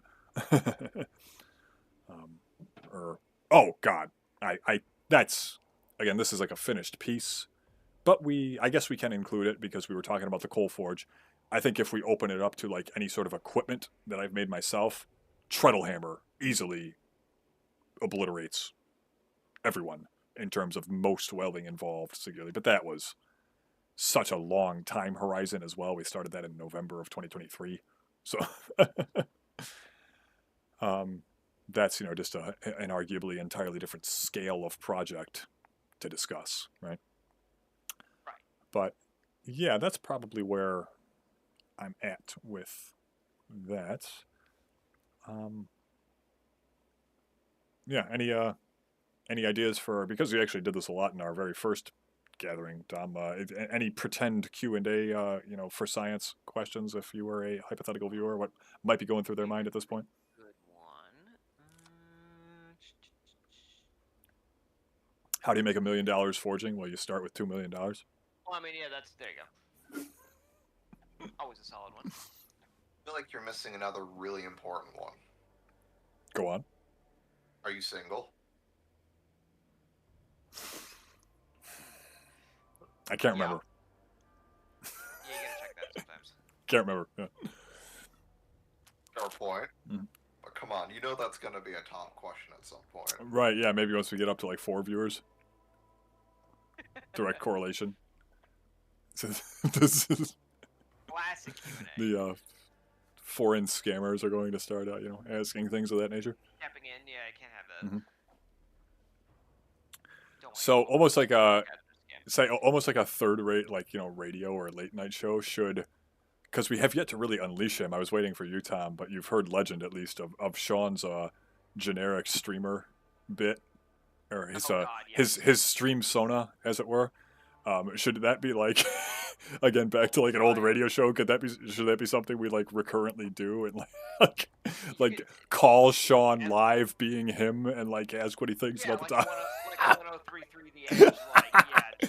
That's personality, yeah. for context for anyone watching this in passing, or the handful of you watching right now, if you're not from town, that's a shitty. Buffalo joke. Yeah, it's a third-rate rock station that does, all kinds of goofy, like, sketch comedy. I mean, everyone has their local equivalents. I'm sure you get the point, but... Of course, yeah. Excuse me. So, do you want to unleash him yet, Shawn? Or I was expecting the detonation basically right as I was in the middle of making that point. But I'm sorry, man. I had to climb like 50 flights of stairs today carrying 50 pounds of equipment. Oh, and you were just faded. So you were doing the bit the entire day to the construction crew who at this point just think you're psychotic, so they leave you alone, right? That's what we call playing the long game. They definitely think I'm psychotic, but I earned their respect today. What, did one almost fall off of something because he wasn't wearing a safety harness, and you got him out of that particular jam? No, because I basically did all of the work by myself because the other guy that was paired with me did 1 flight of stairs, and I did 4. Sorry, not flight of stairs. He did 1 iteration of the entire back and forth. I did 4. Carrying 50 pounds of equipment, which comes out to approximately 50 flights of fucking stairs. Yeah. I pardon the profanity. It has been a long day. No, it's full time. This is a free speech zone in that regard.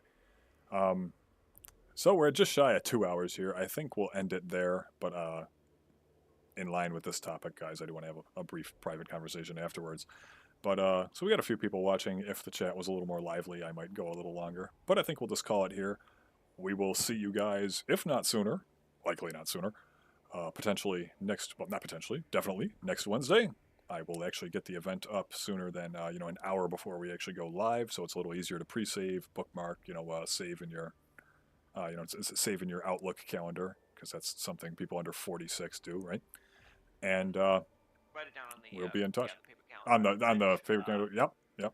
Set a... I'm trying to think of what, like, I'm trying to... I was just trying to think of like 1994 examples of what like a Google Calendar stand-in was. I think just your Outlook. Okay, join our Yahoo group maybe for updates. I'm shocked those haven't come back yet. Regardless, but yeah, cool. Thanks for tuning in, guys. This has been fun, and I look forward to the next one. I'm not sure what